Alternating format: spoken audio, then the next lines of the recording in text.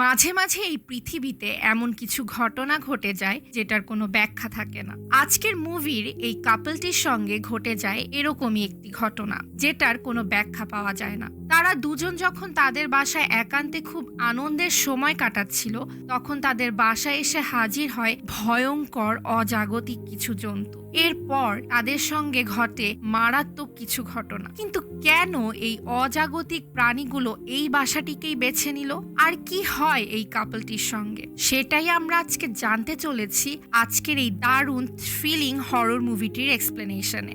আশা করছি আজকের এই পুরো এক্সপ্লেনেশন জুড়ে আপনারা আমাদের সাথে থাকবেন। হ্যালো ভিউয়ার্স, স্পুকি টাইমে সবাইকে জানাচ্ছি সুস্বাগতম। আশা করছি সবাই ভালো আছেন।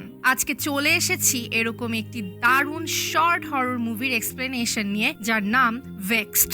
এই ভেক্সড নামের হরর শর্ট ফিল্মটি রিলিজ পেয়েছে 2016 সালে। আর মুভিটা এতটাই থ্রিলিং যে আপনি মুভির শেষে হতভম্ব হতে বাধ্য। তবে চলুন আর দেরি না করে এবার হারিয়ে যাওয়া যাক রহস্য ঘেরা ভয়ের অদ্ভুত গা শিউরে ওঠা এক জগতে। তবে তার আগে সম্মানিত ভিউয়ার্স, আপনারা যারা এখনো আমার চ্যানেলটিকে সাবস্ক্রাইব করেননি তারা কাইন্ডলি এখনই সাবস্ক্রাইব করে ফেলুন, এবং আজকের মুভির এক্সপ্লেনেশনটি কেমন লাগলো তা কমেন্ট করে জানাতে একদমই ভুলবেন না। তো চলুন এবার শুরু করা যাক। মুভির শুরুতে আমরা দেখতে পাই এক রাতে জন এবং সোফিয়া নামের একটি কাপল তাদের বাসার লিভিং রুমে বসে হরর মুভি দেখছে। কিন্তু এই হরর মুভি শুধু সোফিয়ারই ফেভারিট। জনের এসব হরর মুভি একদমই পছন্দ না, কারণ জনের কাছে কোনো হরর মুভি ভয় লাগে না। তাই জন সোফিয়ার সাথে থেকেও মুভি না দেখে ইনস্টাগ্রাম দেখছিল। আর এটা খেয়াল করে সোফিয়া রেগে গিয়ে জনকে বলে, তুমি মুভি না দেখে ইনস্টাগ্রাম স্ক্রল করছো রাইট? তখন জন বলে, এসব হরর মুভি আমার খুবই সিলি লাগে। এ সময় সোফিয়া বিরক্ত হয়ে পপকর্নের বোল নিয়ে উঠে যেতে যেতে বলে, ঠিক আছে, কোনো একদিন তোমার কমেডি কিংবা স্যাড ব্রেকআপ মুভিও কষ্ট করে দেখে নিব। তো এই কথা শুনে জন সোফিয়াকে এক্সপ্লেইন করতে থাকে যে কেন ওর কমেডি কিংবা অন্য জনরার মুভি দেখতে ভালো লাগে, আর হরর মুভি একদমই ভয় লাগে না। তো কথা বলতে বলতে জন বেডরুমে চলে যায় নিজের টি শার্ট চেঞ্জ করতে।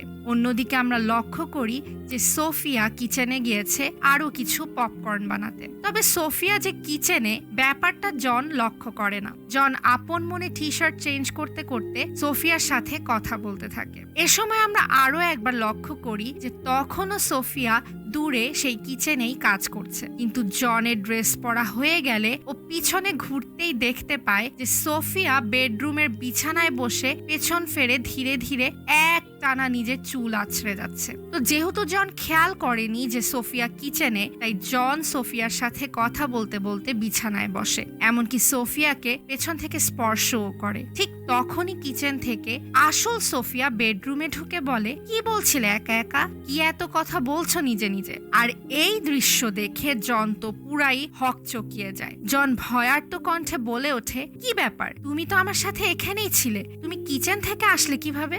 সোফিয়া তখন অবাক হয়ে বলে, আমি তো কিচেনে ছিলাম, আমি আবার এখানে বসলাম কখন? তোমার মনে হয় ঘুম পাচ্ছে জন, চলো ঘুমিয়ে পড়ি। রাত বাজে 2:30।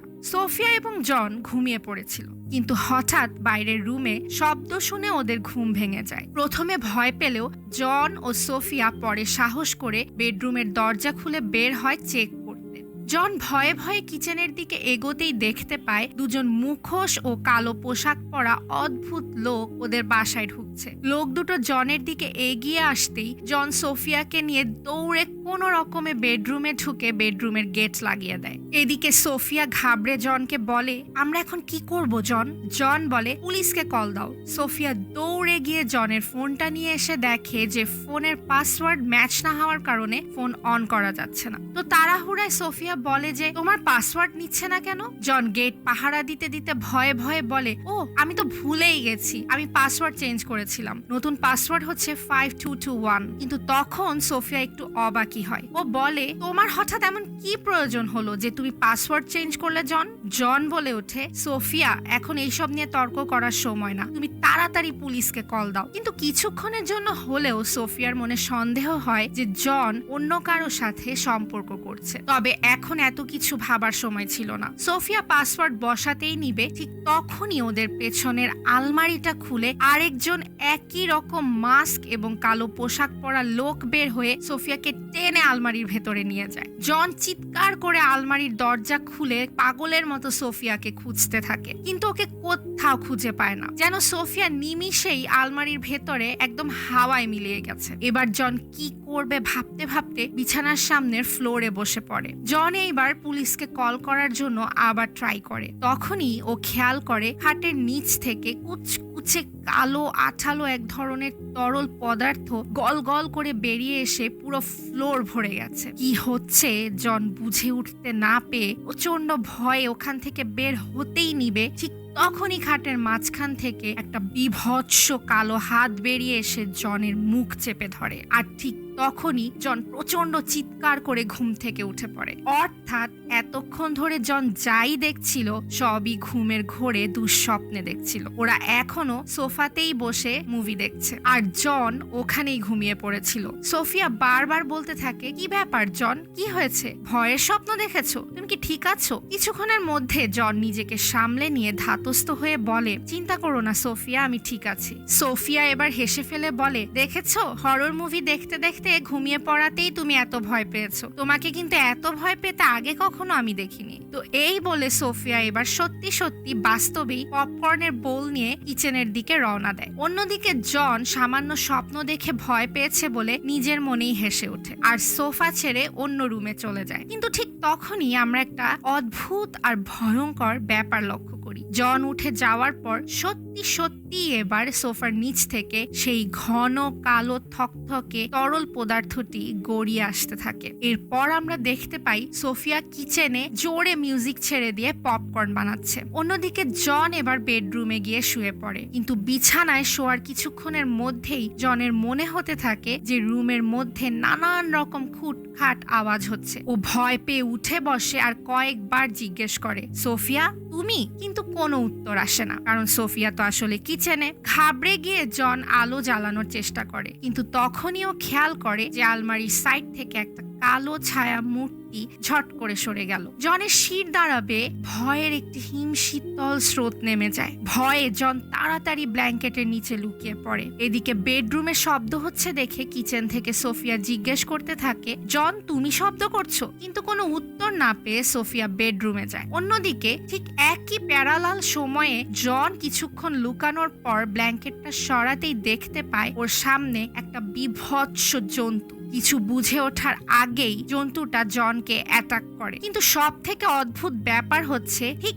একই সময়ে সোফিয়া বেডরুমের গেট খুলে ঢুকে দেখতে পায় যে পুরো বেডরুম খালি, বিছানায় কেউ নেই। বিছানা পুরো টান টান এবং জনের কোনো অস্তিত্বই নেই, জন কোথাও নেই। কিন্তু প্যারালাল সময়ে আমরা দেখতে থাকি যে ঠিক একই সময়ে কিন্তু আবার জনকে সেই ভয়ঙ্কর ক্রিয়েচারটা বেডরুমেই খাওয়ার চেষ্টা করছিল। অর্থাৎ দুটো ঘটনা একই টাইম ডাইমেনশনে একই জায়গায় চলছে, কিন্তু জন এবং সোফিয়া দুটো ভিন্ন ভিন্ন সিচুয়েশনে ঘটনাগুলো দেখতে পাচ্ছে বাট জানতে পারছে না। দুজন কেউ কাউকে দেখতে পাচ্ছে না। সোফিয়া এরই মধ্যে হঠাৎ লিভিং রুমের টিভি থেকে শব্দ শুনতে পায়। ও দ্রুত লিভিং রুমের দিকে যায়। অন্যদিকে অনেকক্ষণ ধস্তাধস্তির পর জন ব্ল্যাঙ্কেট থেকে বের হয়ে দেখে যে ওর আশেপাশে সেই ভৌতিক বিভৎস ক্রিয়েচারটা নেই, ও বেডরুমেই আছে। পুরো রুম অন্ধকার, কিন্তু আশেপাশে ও কিছুক্ষণ খেয়াল করার পরে বুঝতে পারে যে জন আসলে টিভির মধ্যে বন্দী হয়ে গেছে। হ্যাঁ, জন টিভির ভেতরে বন্দী হয়ে গেছে। ও টিভির ভেতর থেকে টিভির কাচের উপর বারবার নক করে সোফিয়াকে ডাকতে থাকে।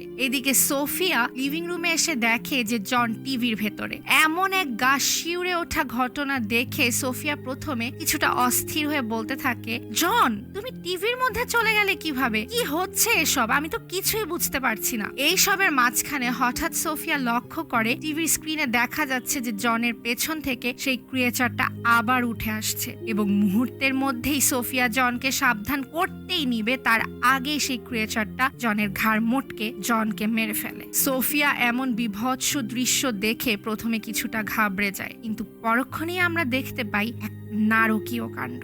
আমরা দেখি সোফিয়া ঘাবড়ে গেলেও ও আস্তে আস্তে শান্ত হয় এবং ওর ঠোঁটের কোণায় ফুটে ওঠে শয়তানি বাঁকা হাসি। যে টিভিতে জনকে দেখা যাচ্ছিল সেখানে একটা নতুন হরর মুভি শুরু হয়, যার নাম ব্লাড সামার মিডনাইট ম্যাসাকার 5। মুভির টাইটেল দেখতে দেখতে ঠোঁটের কোণে শয়তানি বাঁকা হাসি নিয়ে সোফিয়া ধীরে ধীরে পপকর্ন খাওয়া শুরু করে। আর আমরা খেয়াল করে দেখি যে এতক্ষণ ধরে যে ঘন কালো তরল পদার্থ মুভিতে বিভিন্ন জায়গায় আমরা দেখছিলাম, সেই কালো আঠালো তরল পদার্থ মাখা হাতে সোফিয়া শয়তানি হাসি হেসে পপকর্ন খাচ্ছে, যেন জনের এই ভয়ঙ্কর পরিণতি সোফিয়ার জন্যই হয়েছে। আর এই দৃশ্যের সাথেই এই অদ্ভুত তবে দারুণ হরর মুভিটি এখানেই শেষ হয়। এবার আমরা চলে আসি সরাসরি মুভিটির এক্সপ্লেনেশনে। মুভিটি অ্যানালাইজ করলে কয়েকটা পয়েন্ট স্পষ্ট হয়। যেমন সোফিয়া এমন একটা মেয়ে যে কিনা হরর মুভি ভীষণ পছন্দ করে। এত হরর মুভি লাভার কি কোনো সুস্থ স্বাভাবিক মানুষ হয়?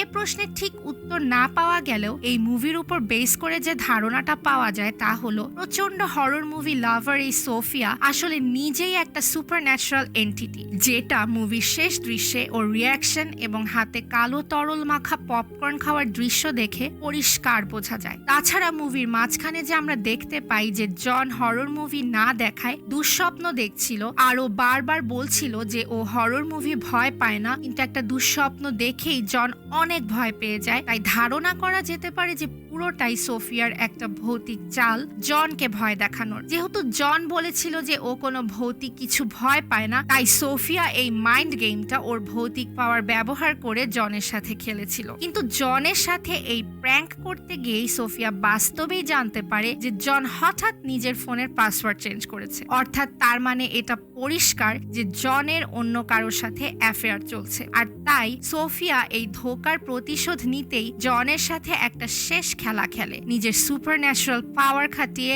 জনকে টিভির মধ্যে একটা অন্য টাইম ডাইমেনশনে আটকে ফেলে, যেখানে একটা ক্রিয়েচার জনকে শেষমেশ ঘাড় মোটকে মেরে ফেলে। অর্থাৎ সোফিয়া জনের ওপর ওকে চিট করার একটা ভয়ঙ্কর প্রতিশোধ নেয়, জনকে মেরে ফেলে। অতএব সোফিয়া কোনো স্বাভাবিক মানুষ ছিল না, ছিল কোনো এক অশরীরী এন্টিটি। তো এই ছিল আজকের মুভির এক্সপ্লেনেশন। মুভিটি কেমন লেগেছে তা অবশ্যই আমাদেরকে কমেন্টের মাধ্যমে জানাবেন। যদি আপনাদের কাছে এই মুভিটি একটুও ভালো লেগে থাকে তবে লাইকের সাথে সাথে আমাদেরকে কমেন্ট বক্সে অবশ্যই জানিয়ে দিবেন, যেন আমরা আরো ইন্সপায়ার হই ভবিষ্যতে ভালো ভালো মুভির এক্সপ্লেনেশন করতে। এবং আমাদের চ্যানেলটি সাবস্ক্রাইব করতে একদমই ভুলবেন না। কথা হবে আবার নেক্সট এপিসোডে নতুন কোনো মুভির এক্সপ্লেনেশন নিয়ে। Till then, don't forget to subscribe our channel and stay with us.